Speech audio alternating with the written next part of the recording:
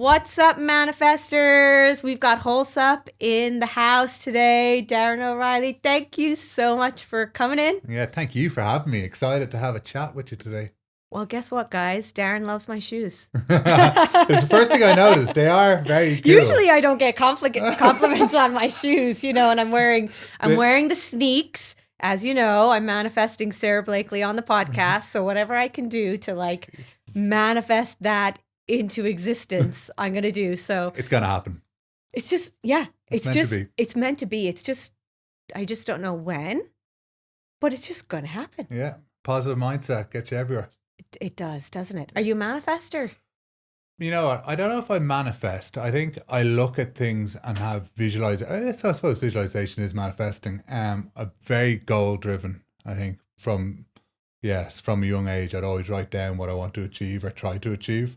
Not saying that you always achieve it, but certainly if you have a path to trying to get to where you want to go, you have kind of a North Star which drives you. And that's something that maybe from my sporting days, it was drilled into us early. But even in corporate world, it's a lot easier to have a North Star to keep fighting for, because, as you know, in business, it's like we were just saying a few seconds ago before we jumped on, it's definitely not linear. It's up and down. But if you keep focusing on the end outcome or the kind of short-term goals, medium-term goals, that's where you get gratification. What's harder, being a former professional athlete or an entrepreneur? Entrepreneur. And I don't even know if I consider myself an entrepreneur, but yeah, it's definitely Of course you are. Yeah, maybe. But definitely starting a business has been by far the most challenging thing I've ever done, but hands down the most rewarding thing I've ever done. It's like you're building something from scratch and you're seeing customers repeatedly use your product. It's an unbelievable feeling. And when you hear the Shopify cha-ching, it's like, yes, this is great. But then, by the way, it'll never get old. It never gets old, doesn't it? When you see them come in? Never. And then the other thing that really gets me is when you get a kind of heartfelt email. Yeah. And it's just how this has helped their lifestyle, from a new mother who's just trying to navigate having a child to being using Wholesupp just to keep them sane, keep them nourished from the inside out. That's you're going, wow, we actually are making a real impact on people's lives. And that's kind of the nice bit. But of course, there's a lot of challenges along the way. Yeah. Do you feel like there's a little bit more purpose to this than playing, say, rugby? Yeah. So look, I think when I was growing up, sport was all I knew really, and all I wanted to do. I was really driven from, I don't know, being the young. So I think there is a little bit in this. Being the youngest of three boys, I was definitely picked on from my brothers. Not picking on me in a nasty way, but we'd always fight and play around. And I was always super competitive because they're the cool kids. They're I always want to hang around with their friends. And when you're younger, that's all you try to do. So I dove into sport because they're mad about football, rugby. We played all sorts of sports. And that's why I probably got my competitive edge, just being the youngest. So I love sports. It was my identity. I definitely didn't hit the kind of peaks that I wanted to. But now, do I have any regrets to trajectory of my career? Definitely not. I tapped out of sport when I probably could have continued, but I would end up being what you call a journeyman, or one of those people who kind of go from club to club. Instead, I wanted to kind of not be behind the eight ball corporately. So when I stopped playing, I moved back to London and started working in digital transformation. Worked for a company called Capita for a while. I ended up being head of legal and financial services there. So helping with M&A deals predominantly around data rooms, the tech side of it, which was interesting enough, but it's only so much interest in that for me personally in the tech side of it. Then moved into digital transformation, so helping businesses go international, acquire new customers, set up geographically.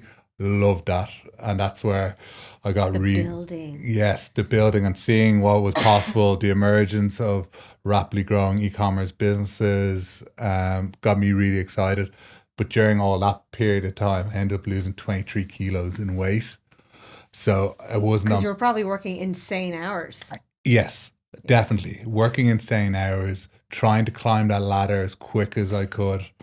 23 kilos. See, I think one of two things happens because I worked in a corporate law Yeah. firm and I was an M&A lawyer. So, Okay, so yeah. I was working and I ended up having a heart surgery. Like I No was way. stressed out. Yeah. But like I seen that pattern happening with people all the time. Like even when we were working on transactions and we were the service provider, not even doing the proper due diligence, it's intense. It's so intense. It's so, and you know, I look back and at the time I liked the buzz of transactions, but now my age now where I am in my life with the family, I look back and I'm like, oh my God, I put my body and my mind and my health under so much pressure. And like, I feel like people go one of two ways. You're either going to lose a shit ton of weight because you're so stressed, or the opposite. Yeah. You're going to put on a shit ton because you're just grabbing, like we had vending machines in the law firms, which had cereal. I used to have cereal at 1 o'clock in the morning. Like that was my it's crazy. dinner. If you're not manifesting in 2025, then what are you doing? And for the love of the universe, will you take down your vision board? We know from neuroscience that you gotta write it to invite it. And that is why I created the Pause Penny Manifestation Box. 7 simple steps. Writing it down, visualization, and taking action, because we know action is key. And why should you listen to me? Well, you should listen to me because I've manifested it all. My soulmate, twins, dream job, dream houses, abundance. And I know that this is the right way. So you gotta write it to invite it. Pick up our bestseller manifestation box on pausepenny.com. And like that, honestly, that's where the aha moment came along. I was like, what can I do to fuel myself better? So I got caught in the catch-22. Like we all have done this, like going into the office, not having breakfast. I'd grab a coffee, or I might have a croissant hanging out of mouth. You know, the usual stereotypical side. And then I wanted to try and maximize my lunch hour when I got a lunch hour. I was like, okay, can I go to the gym? Can I go for a walk? And then I find myself back at the desk with a meal deal, which is cheap, convenient, but nutritionally disastrous. But we've all been there. There's no judgment on that. But when I was looking for a solution, I tried some other products on the market and I was like, oh, they don't taste great.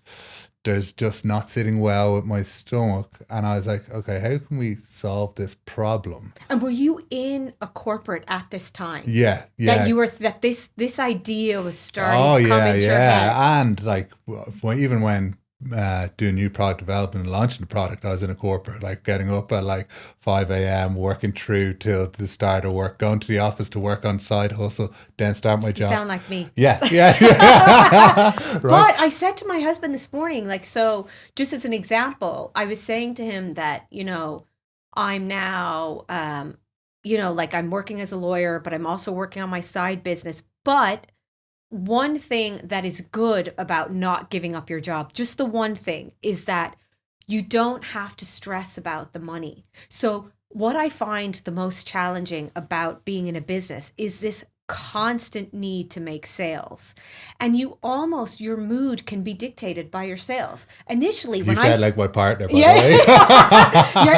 your my fiance, yeah. Oh, yeah, not the co-founder. No. Yeah, my husband said to me the other day, he said a couple of things to me, and we'll get into the relationship side of being with. First of all, he said, it's a bit psychopathic. And he was like yesterday he came in from football and he's got a lot of energies. Yeah. And I said to him, he comes in the door and I'm like, guess what? And he's like, what? I was like, I have over 60 people on my manifestation. And then 5 minutes later, he was like, Yvonne, you know what? Like, you didn't even ask me like how my injuries are. I've just come in from football. And I'm thinking in my head, yeah, because like, like you're obsessed with it. Yeah, and look, I think like I could totally relate to you, first of all. Poor Philippa is probably nodding when she hears this. She's going to be nodding her head going, I feel like Yvonne's husband. Look, yeah. I think obsession is definitely part of it, and you kind of have to be obsessed. And like that's saying, like the word obsessive can be a negative thing or it can be a fuel to drive you. And like particularly when you self-fund a business at the start, if you're not obsessed, you need to be very wealthy to be able to fund it. Yeah. And because every penny, every dollar counts. So at the start, was really obsessive about, like, we were doing new product development during COVID. It was a nightmare. Like, new product development for us is you need to get around the table and like look at the science, look at the ingredients, and then try taste it, feel it. And like, it's a very immersive feeling when you do these days, because like you might do a lot of research. So my co-founder is Dr. Brian Carson. And how did you find him? Really lucky. So at the start, I had I knew of my weakness. So like, after I went to try all these products, I knew, I was like, oh my God, where do I start? I'm not a nutritionist. I'm not a dietitian. Yes, I'm very educated in the space, but it's self-education. So it really means very little. So I needed to bring in a thought leader. So I reached out to Brian to start off on a consultant basis. And within probably 2 weeks, I was like, oh my God, I need him in the business. He got it. He wanted to be part of it. He seen the bigger picture, and he just like threw himself into it. So we just came from a meeting there this morning. He was up at 5 a.m. this morning, drove to the train station, got the train up, have a meeting with me at 7:45. Where does he live? In Limerick. So, and does he still work, or is he? He's a professor in the University College Limerick. So okay. He's an expert in protein muscle synthesis, human biology and physiology. So he's tons of research papers written. He publishes them all the time. He's a thought leader in space. So like, he goes to different conferences and speaks. So we're blessed to have him. How'd you find him? So interesting. We reached out to a number of people in the space. Then he's in a friends group. He's in my brother's friends group. So we reached out to him. He was like, send us on a brief. So I was like, okay, yeah. So I sent him on the brief. Pull this bloody Word document together. Like, what, can I not just WhatsApp you this? Exactly. Like, I'm busy. Exactly. And then he just came back with pages of ideas. So when we sat down, like, I just said, look, Brian, you're the expert. There's some parameters I would like us to try be able to hit. And there's certain ingredients I like from my playing days. So our product's formulated with 13 superfoods. So some of those ingredients would be like organic cherries, because organic cherries tart cherries are amazing for inflammation in the body. Beetroot, great for blood flow. I won't go through all of them. But he had all these papers. I used to take beetroot shots before games because it give you an extra little bit of endurance because of the positive effects it has on the body. But I said this to him. He's like, yeah, there's a lot of literature behind it. And then I said some other ingredients. He's like, nope, that's not going into a product I'm putting my name to because there's not enough scientific evidence behind this. The only thing, anything that's in a product had to have had human trials and had to have had correct evidence. So we also noticed from the industry, and I didn't know any of this before going into it, just to be honest, to be transparent and honest about it. But a lot of people put ingredients into their product at a minimal level just so they can have it on their label. So everything's in our product at a meaningful impact on the body. So something we're really proud of, but it's also something that we're going to stand by as we build out future products as well. And how long did it take you to get the taste right then? Because that's like... Oh my God. The amount of powders I have in my cupboard, especially for my kind of, I need to get better at something that I want to focus on in 2025 because I've really become a disaster. I was that person that was like health, fitness, diet, lifestyle, so good. I never thought I would become the person that's like, hasn't had breakfast but has had 3 coffees. Never. I know. But when you have, when you're working, you have your business, you have a podcast and you have 4 kids, you kind of just put that to the last, which is not good. I was speaking to somebody yesterday. So yesterday I had a terrible day of eating. So just I had 2 Wholesupp and a pack of nuts onto my dinner, which is not ideal. And I'm trying to be the face of a business that's promoting a healthy lifestyle. But I was traveling back from the UK in back-to-back meetings. But this is it. I'm not alone in this. Everybody. I had 5. What did I have for my dinner last night? My husband went to football, so it means he didn't cook for me because I'm a total disaster and he does everything. Brilliant. And he says, you cannot take care of yourself without me. Happy Valentine's Day, folks. Anybody else out there? Make sure you manifest a soulmate. I always say I think I manifested him, but he didn't manifest me. I think I had 3 packs of the kids' buttons. It's mad, mini packs, though. Like, come on, while I'm sitting there doing board minutes and stuff. Like, it's crazy. But like there's days like that and then there's perfect days as well, right? Yeah. And I think when we're busy, when there's kids involved and there's other priorities other than yourself, which sounds really bad. How can you prioritize other things other than yourself? And that's not to be selfish, but it's just to be life. That's just the reality of it. But to your point around how hard is it to get taste and palatability, so hard. So we must have went through maybe 30 or 40 iterations. And then when we got it to a point where we thought it was okay, and this is just between Brian and I thinking it was okay, we gave it to our closest family members. And then we sent out the WhatsApp, right, guys, there's blind tasting. These are the parameters. You got to all text back 1 to 5. These are the responses, blah, blah, blah. Somebody gave it 0 out of 10. This is the early days. I was like, all right, 0 out of 5. I was like, for fuck's sake. Blocked. I was like, for fuck's sake, who's that? And my mum, God bless her, put up her hand because they just didn't like it. But we've come a long way now since then. But like, it is super difficult to make a product from. First of all, there's a taste, then there's a coating, then there's a mouth feel. And then there's an aftertaste, then there's a smell, then there's a color. We don't use any artificial coloring. So when we have a vanilla, you shake it around and you see it's a little bit purple. That's the power of the organic cherries and the beetroot coming out in it. But we don't want to mask that. So when people are tasting, they're like, oh, but it's just pink. I'm like, no, but there's no artificial coloring. So it's super natural product. Yeah, and you know what I hated the most about protein shakes? The smell in your bottle afterwards. It was just disgusting. Yeah. I like the way your containers are like more steely. Yeah. So there's a big part of trying to be sustainable. So we brought them out more recently. We're on a mission to become a B Corp. We're not there yet. It's a tricky challenge. There's an awful... And B Corp means what exactly? So balancing people, planet, and profit.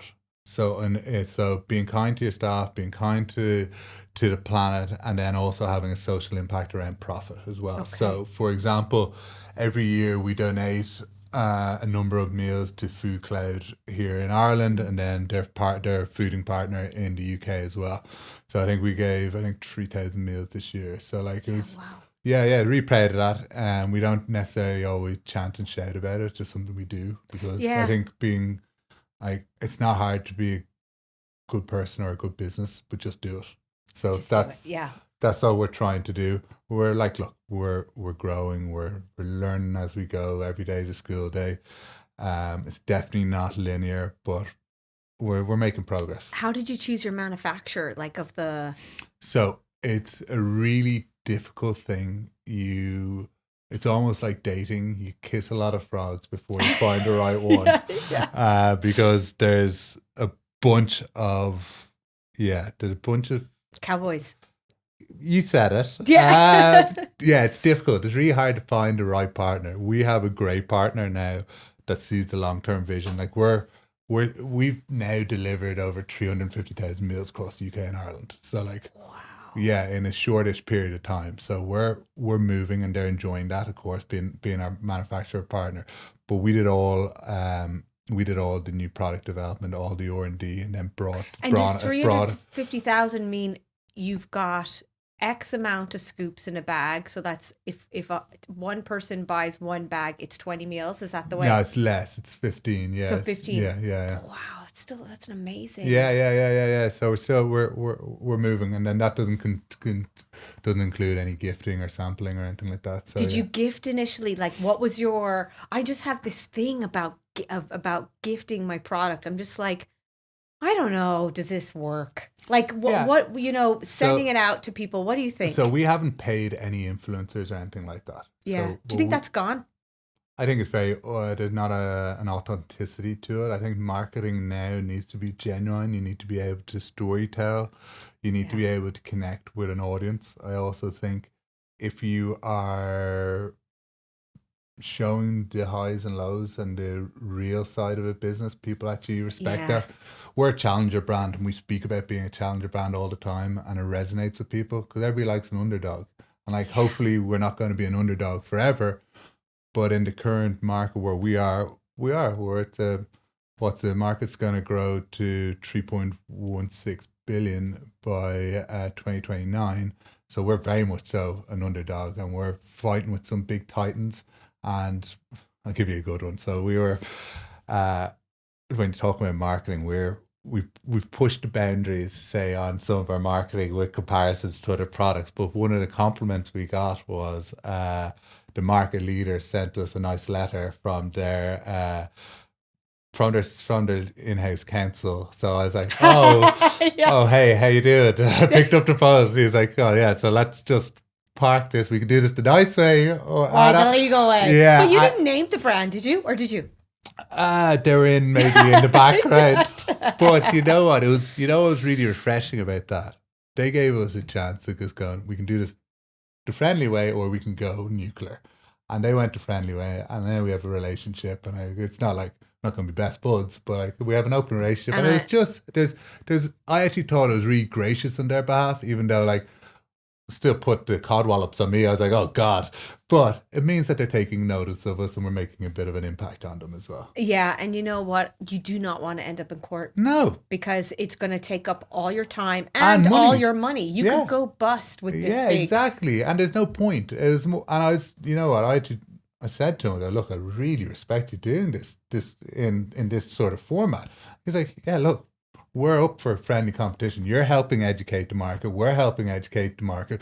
We're all trying to do the same thing. You guys are doing it different to us, but the genesis of the idea is to make people healthier.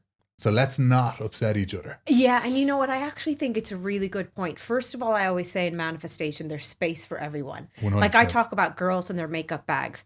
I don't just have one product from one brand. There's 10 different products from 10 different brands. But also, if you look on the flip side, if they had your product and name kind of in their taste testing and said, ours is better, you would be a bit like, I don't like that. Exactly. But you live and you learn. Exactly. And right? this is kind of what I was saying about the journey isn't linear. Like we're learning all the time, making a ton of mistakes. But you got to learn from your mistakes. You got to go, right, okay, we can't do that again. We don't want to do that again. We got to get better creatives. And how we're going to do that, we're going to look at different angles and different creative output, maybe show more behind the scenes. I love that you're doing the behind the scenes. Yeah. I really love that. I think that people think, but they don't want to see, they do want to see it. For me, it's just I don't have somebody to follow me around. Yeah. We're lucky Ali's here today. I need someone to I have a Move and Manifest event, and I bought 100 pink love heart glasses because I'm really into color, as you can see. Great. 100 that would fit 4-year-olds. I'm like, for the love of God, Yvonne, would you just slow down? Slow down. Yeah. Stop making these purchases because you're moving too quickly. Yeah. Look, I think that's every business, isn't it? We all make mistakes. Like we bought these tote bags, and like they're nice bags, but they can only fit a certain amount of things, and they're really small. It's the same thing. But look, you live and you learn, and I think we have a saying in our team: fail, move on, but learn. So the learning is in the ashes. So it's really important. Don't be afraid to fail, but we need to learn and we need to move on from it. But look at the ashes, digest why we failed, look at the data, because currently we're a digital native business. So we can really look at all touch points, from landing pages to creative to click-through rates, all that good stuff, and how our emails perform. But when things bomb, they bomb. That's it. Okay, what didn't work? Why didn't it work? Okay, perfect. Was it the creative? Was it the hook? Was it the language that we use? Why weren't we? And just move on from it. It's not a big deal. I think it's more important to fail, but learn from it, than not try. Yeah. And how did you get the courage to leave your job? Your paying, secured job to launch. Paid job. Yeah. I come from a really entrepreneurial family. So my dad's an entrepreneur, serial entrepreneur. He had multiple businesses. My mum was a food manufacturer. She used to manufacture cones and wafers. Then she was an interior designer. My brother, so James, he's based in New York. He set up Noya House, then moved to Lifetime, went IPO'd with them. Then he's in the process of setting up a new wellness business as well over there. And then Stephen, my brother here, my eldest brother, he is also an entrepreneur, multiple businesses in food and hospitality. One of his better known businesses would be Mad Egg, the chicken shop. I don't know if you know it. If you haven't, you should try it. Not biased, but best chicken in Dublin. Yeah, really good. But like our first business, I think I don't know if I told you this before, but our first business was selling eggs to our local butcher. So we grew up in a farm in Kildare, and we used to go across to the butcher back in the day with our eggs, sold them. We'd have like a little post office book, and we'd be taking in their money and lodging it to the account. That's great. Yeah. My dad lived on a farm, and he told me a story when he was really young that he took the eggs from the chickens and he went into town after mass and he sold them to this lady Mary, and he bought himself a pair of football boots, but he had to hide them. He hid them in the ditch, and some other lad on the road found them and was wearing them, but he couldn't say anything because poor guy. And then the lady Mary said to my granddad, like, Paddy, "Oh, Paddy, those were lovely eggs." And my dad got obviously a whooping back in the day because he sold the eggs. That's hilarious. To buy himself a pair of football boots. So it's in the family. It's in the family. Yeah, I think so. And like even like through university, it was always kind of selling fireworks or doing anything to kind of. I always had that kind of mentality, and then I wasn't like, look, as I said, I lost a lot of weight during the corporate days, but I learned a lot on how to grow a team, how to motivate a team. And like I think an awful lot of these skills are transferable from my sporting days. Like when you're in a high performing team, which I was fortunate to be surrounded by, there's minimum standards that people hold themselves to. So like simple thing, being on time, being self-motivated, not letting people down, being goal orientated, taking accountability when you do mess up and owning the problem. It's not a problem to make a mistake or fail, but own that. And then I soon realized when I was in the corporate world, people are motivated by different things. So some people like to clock in, clock out, fine, and they do their job between 9 to 5. That's great. But then I also noticed that people were motivated about flexible time. So if there was a new parent, mum or dad, they like to come in a little late because they want to drop their kid off to creche and leave a little earlier, but do some work at home. That's totally fine once you can get your work done. Then there's some people are really motivated by money, and that's perfectly fine if they want to earn their commission. And that I realized when I moved into leading these teams in both businesses, that you can really leverage people's motivation if you give them the tools to do so, and that's good. And then when I learned a lot of those skills and learned how to grow kind of and acquire consumers online through the digital transformation business, I was like, why don't I try do something for myself that I'm innately passionate about, and that I seen that there was an opportunity that for me personally would suit my lifestyle, and then it would have suited a lot of people in the office's lifestyle as well. And then started looking at the total addressable market, started working backwards and built a business plan around it, and then got thankfully have Enterprise Ireland in as one of our key investors. So we're a high potential startup with Enterprise Ireland, which is great. And last year we were named Food and Drink Startup of the Year, which is pretty cool for a challenger brand. Amazing. Yeah. It's amazing. What was the point at which you were like, okay, that's it, I'm handing in my notice? Yeah, when I couldn't continue to juggle both. It was just getting getting just too much with the whole thing. It was just, and you also, I think you need to go all in sometimes. Yeah.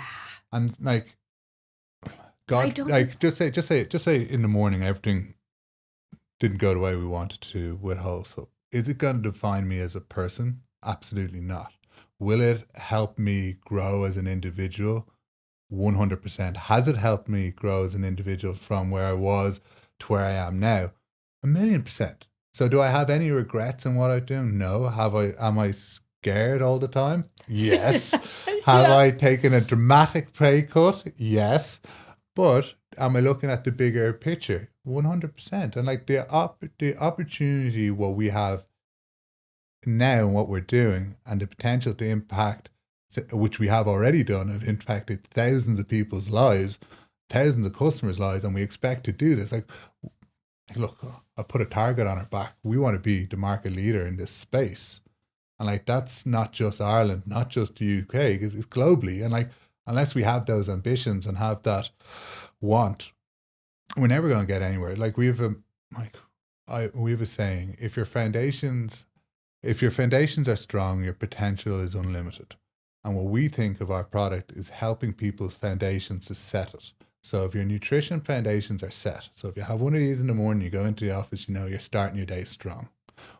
So if we can help people get 1% better by doing a simple routine, as and when it fits into their lifestyle, we're going to impact thousands, if not millions of lives over the next number of years. That's our plan. Fingers crossed it all works out. It's going to work out. I mean, like, and the other thing is like nutrition's such a huge part of who, like I always say, I'm the manifestation queen. The reality is if you're putting shit food into your body, you're going to have those slumps. You're going to have those down days. You're going to be low vibe. Shit that in, is shit out.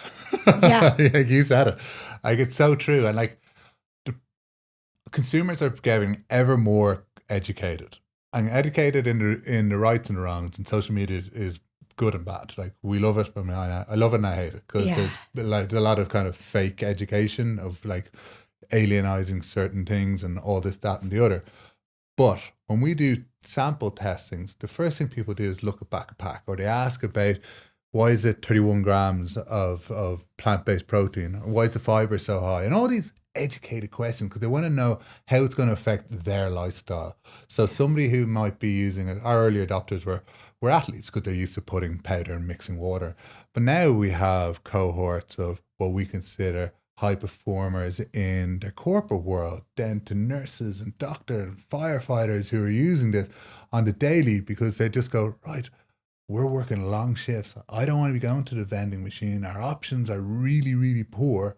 This is going to suffice me because it keeps me full. It's packed full of ingredients that actually I feel making an impact on my body.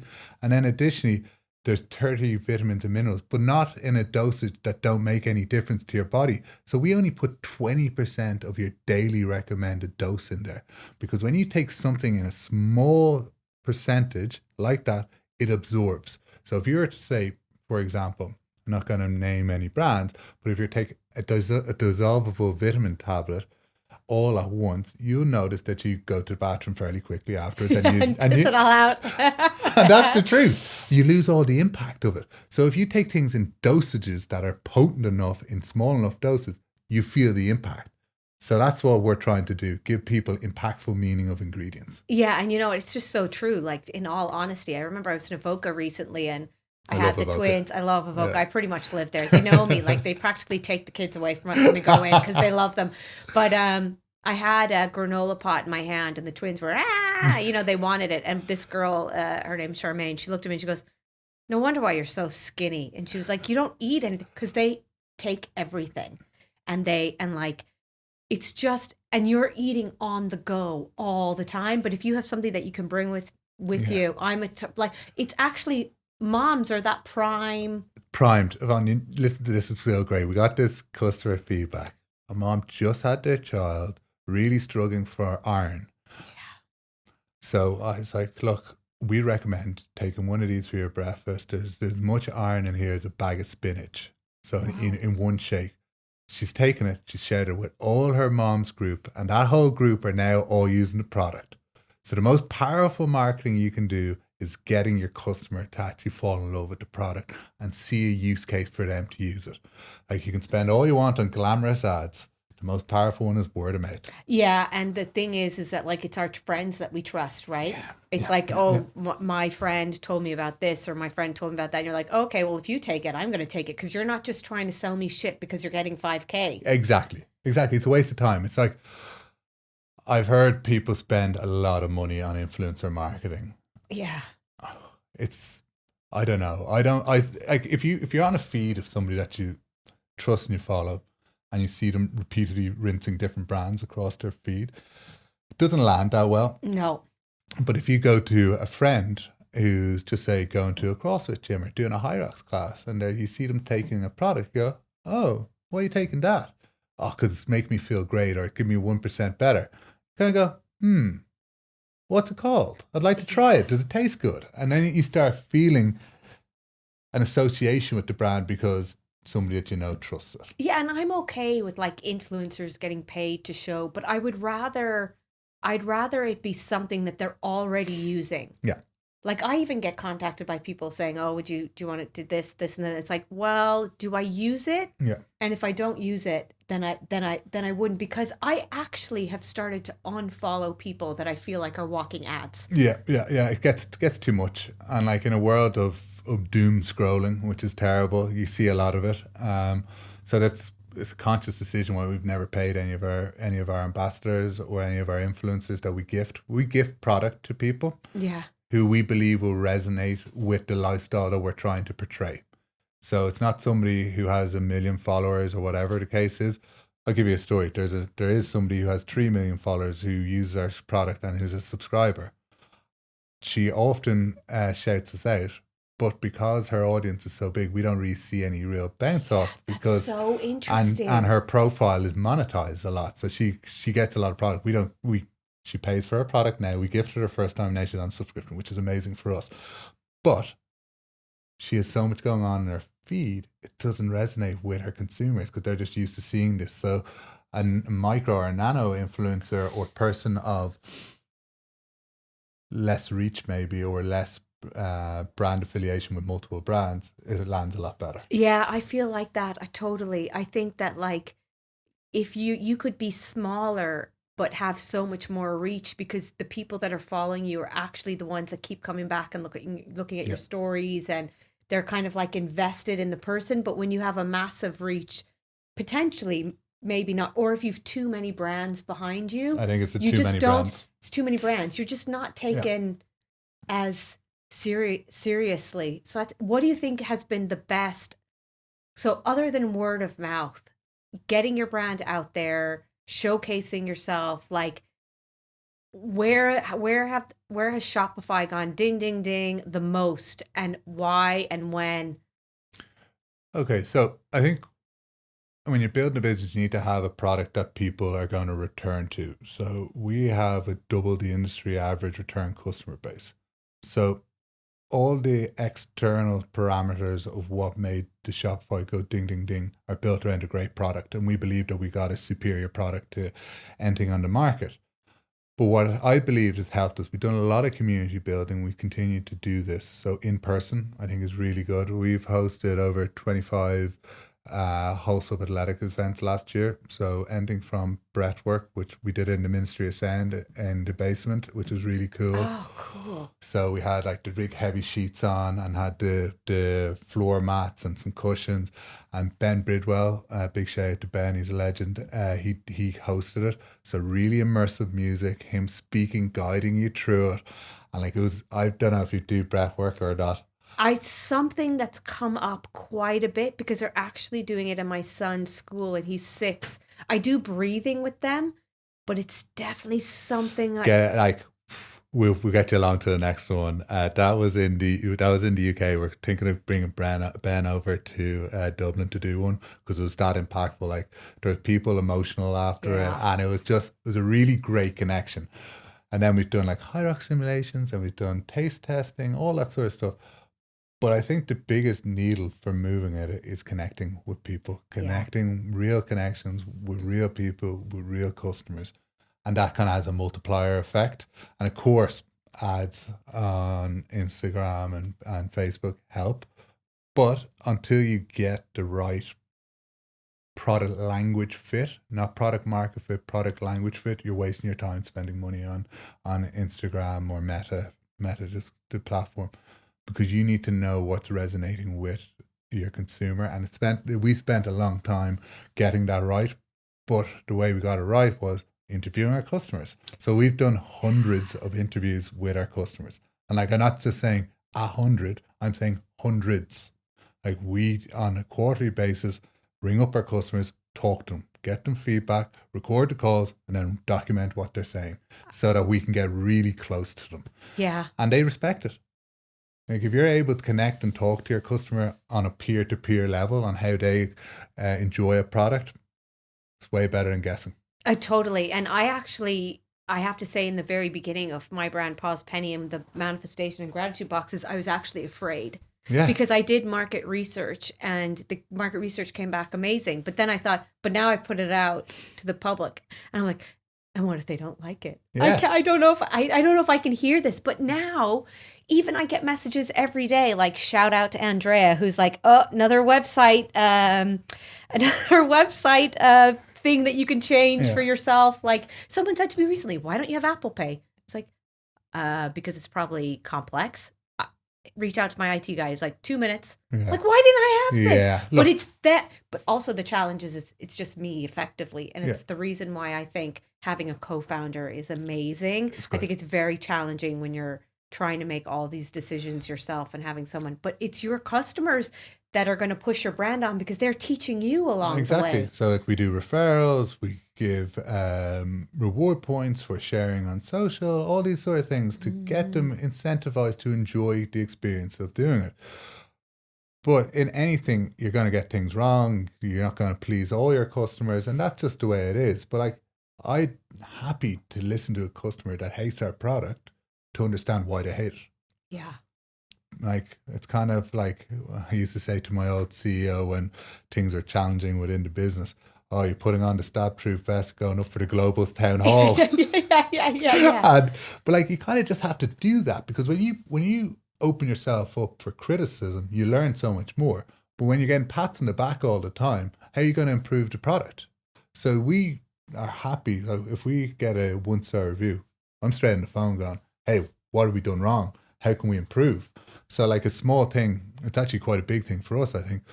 We didn't get the seal right on our pouch. So now this next batch of pouches are all going to have a Velcro seal on them. So it's going to be three times stronger than a normal seal. And then the small things, when you listen to your customers, you're able to make dramatic improvements very quickly. We've also changed like shipping container boxes and all sorts of stuff, but we've got to continue to iterate. That's our 3rd or 4th shaker, because we're not happy with it, and we'll continue to get better and better and better. And like, that's okay, because no business is perfect. You gotta kind of evolve as time goes. Your brand evolves. We've done a complete rebrand on the packaging, and we've only been trading 2.5 years. Wow. We've done a complete website rebuild, and these things happen. Like, what you don't know at the start, you don't know. But if you're curious enough and humble enough to listen, you're going to learn a lot. And you'd be surprised the trajectory of where the business is going. I even find that myself with, like, I initially thought I'm going to sell these manifestation box, gratitude boxes. And then I was like, I'm going to do a manifestation challenge just for myself to keep myself consistent. Yeah. That has been what's been explosive. Yeah. People are like, I want community. I want to come back. Where now I'm going on my 3rd one in May. People are coming back for the 3rd time. It's amazing. And it's totally going to change my business model. But it shows that what you think starting out isn't going to be what the business is moving forward. And that's okay. And I think for us, one of the big, and I think maybe it's from my own background in sport, you got to rely on your teammates, because if you don't rely on them and you don't give them ownership, so like what I think anyway, and what I hope we're doing is bringing in kind of A players into our team. And it's hard to do because they're taking a leap of faith, but you got to sell them the bigger picture. But like, our operations director is Therese. She came from growing a startup in North America from 0 to 25 million, then came back to a more traditional like business in Ireland, but had a child and then come back to the workplace. And she's hungry, she's enthusiastic, she's into it. One of our growth leads was in another startup, grew them from 28 to 348k monthly recurring revenue. So we're trying to surround ourselves and build a team. And then the advisors that we have hold us very responsible for what we're doing, put guardrails on how we're looking to scale. And our mentors, like, I speak to them on a bi-daily basis, which is very generous of their time, but they're there to soundboard, because as you rightly point out, what your business starts off isn't where your business is going to go. Like, you can have a blank sheet of paper, you can have a direction of travel where you think it's going to go, and you hope it's going to go that way, but you got to be nimble. You got to be totally. I had an amazing mentor, John Moore. He sold his business 3D for Medical back maybe 5-6 years ago, over 50 million. He was over 50% shareholder. Amazing. And he's such a tech kind of wizard genius, and he's a great guy. And when I showed him, he's a big manifester, and I showed him the manifestation box, and he was like, oh, I love this. You're writing it down. You have your cards. It's a bit of a ritual. But then he said to me, you got to make it a subscription service. And I was like, oh, John, come on. Like, how am I supposed? And now I'm seeing it. Yeah. Not for the boxes, but for people wanting monthly accountability on challenges, the gratitude challenge, the manifestation challenge, whatever it is, so that on the change of direction, like, when you started, did you think this is where you were going to go? Like, has it changed? Have you pivoted? Are you going to pivot, or is it just, it's just expanding? Yeah, so definitely has changed, because look, so first of all, when you turn on your Shopify account, you're expecting the ding, ding, ding. That just doesn't happen. So just to be clear, that just doesn't happen. It takes a long time to get the positioning right. So has the business evolved? Most definitely. We're looking at a multiple of different sales channels. So we have quite a large partnership just to announce, which we're going to a meeting after this, but which would be good. There'll be 67 stores across. Oh, wow. Which would be really good. And we're also about to release a new product that will be very much an omni-channel product. So we'll be looking to hit retail shelves, uber convenient, that people can grab, go. And we want Wholesupp to be in every touch point in our customers' journey to support them track their lifestyle. So like, we're a lifestyle supplement to help people perform at their best. So like, I know I've mentioned it before, but like, we strongly believe if your foundations are strong, your potential is unlimited. And if we're able to help people with just getting that nutritional foundation when they're busy, perfect. We're never going to replace breaking bread and having a nice meal out with people, but it's those most inconvenient times where they either don't eat or they need to grab something on the go or recover from a workout. But I'm always on the go. Yeah. Like, that's the truth. Like, that's how big the market is. Yeah. Like, I am that person I actually can visualize myself walking to work, listening to my podcast, and drinking something like this. Because I'm not going to sit in my house and grab the shake and stand there and drink it. That's just not going to happen. It's going to be walking down to Tesco, picking up my picture, walking into work, walking from, like, it's always on the go. And when do you have little sachets that people can bring with? So that's the best thing. So like, you're going on a flight or. Yeah, exactly. So that box there is kind of like a taster box. So that'll have 2 of each flavor. So you can take them around with you. Yeah, I will. What's the preferred flavor? People. Oh, it's like asking who's your favorite child. Yeah. Valentine is mine. My little boy, the little feisty last one. No, just kidding. I say that all the time. People are like, you have a favorite? I'm like, he's the baby right now, even though he's a twin. So it's interesting. So we've seen like surges for each flavor in different times. Caramel sea salt is the most new flavor, so I'm really enjoying that at the moment. Chocolate's more kind of indulgent, and then vanilla is more mellow. Yeah, and do you have to put it into water, or just no, people you can throw mix it into like a smoothie or yogurt? Yes, people. So if you go on our website, we have an amazing recipe creator, Nikita. She's made some phenomenal recipes, so like desserts and breakfasts that you could have overnight and stuff. And then other people mix it with water. Sometimes I put a shot of espresso in there because I can be a bear in the morning, just need to get the engine going, warm up a little bit. So you can mix it with water, you can have it in a shaker, you can put it in the NutriBullet if you want, make it overnight, just shake it well, and then walk out the door. And last and final question, what time on average are you getting up in the morning, and what time are you going to bed at? Good question. I'm up by usually between 5:50 and 6:05, and then usually go to the gym straight away at 6:45, and then go to bed. I like getting into bed early if I can, so like between 9:30 and 10. You're the exact same as me. If I can, I just like, I wear a Whoop, and like sleep is just, it can monitor so much. But that's not to say I wouldn't stay up later. But in general, I try to do that. When my mind's busy, I can't sleep on.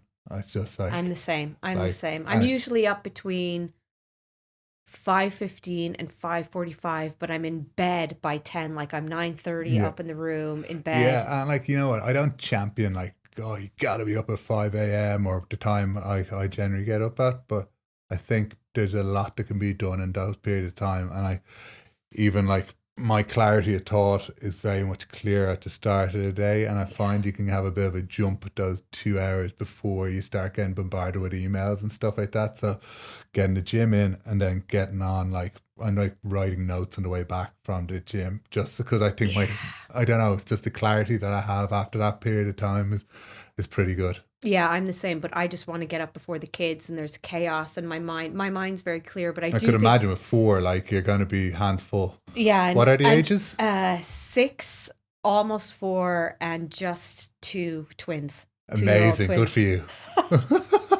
Listen, we've got help. Yeah, great. We've got help, so like you need it, and it's chaotic. Yeah. And my life is busy, and people say, how do you do it all? You don't. You make a lot of sacrifices. Yeah. If I'm not with I'm not with the kids, then I'm working. If I'm working, I'm not with the kids. My diet isn't perfect. My health isn't perfect. Things can be better. But like, I also am a firm believer that stop making excuses. There's products like this out there for people like me. So you're either going to, what you're not changing, you're choosing. Yeah. So right now, if I don't grab my Wholesupp in the morning, that's my problem. And that's an excuse. Like, you need to start taking responsibility for yourself and stop making excuses. Yeah, it's so true. And like, extreme ownership is something that takes, it's a habit that you can build. Yeah. And like, habit stacking is a real thing. So like, if you do something consistently enough, you see the benefits. And like, it's kind of funny, I'm a bit of a data nerd, but we know our product becomes habitual after 32 days. We see people reoccurring their order. And then their second order to third order becomes between 28 days and 30 days. And then after that, it's usually 28, 29 days. Oh, that's so interesting. And I say that to behavioral patterns, right? It is. It becomes habitual. It's all about the habit. And this is the last one, because I get this question all the time. It's one of my top manifestation questions. How do I stay consistent with manifestation? Now, when I'm talking about manifestation, I'm talking about practicing your gratitude, saying your affirmations, visualizing. And I say this, you're brushing your teeth for 2 minutes a day, twice a day. You got to say your affirmations. Yeah. Like, you're brushing your teeth. Say your affirmations. You're going to bed. Label your alarm. Wholesupp, going global. Yeah. You wake up to Wholesupp, going global. You visualize yourself to sleep. You see the product on the shelves. That's not, you're going to sleep already. Yeah.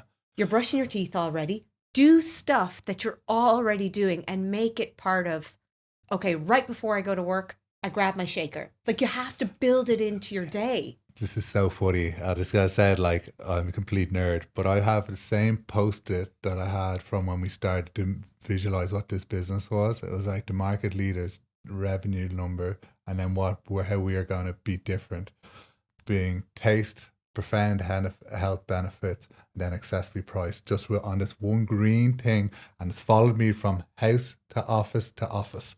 And it's gas. It's the same thing. I see it every day, and it's still now stuck on with sellotape because the yolk is gone. Yeah. But it's just visualizing, seeing it all the time. This actually does pay off. I hope it pays off in the long run, but it keeps you accountable of where you want to go. And it's just small triggers, right? It's just small triggers. You've just got, like, I used to take my manifestation box. I was over in California in Barnes and Noble. Yeah. And I put it in the shop and I took a picture.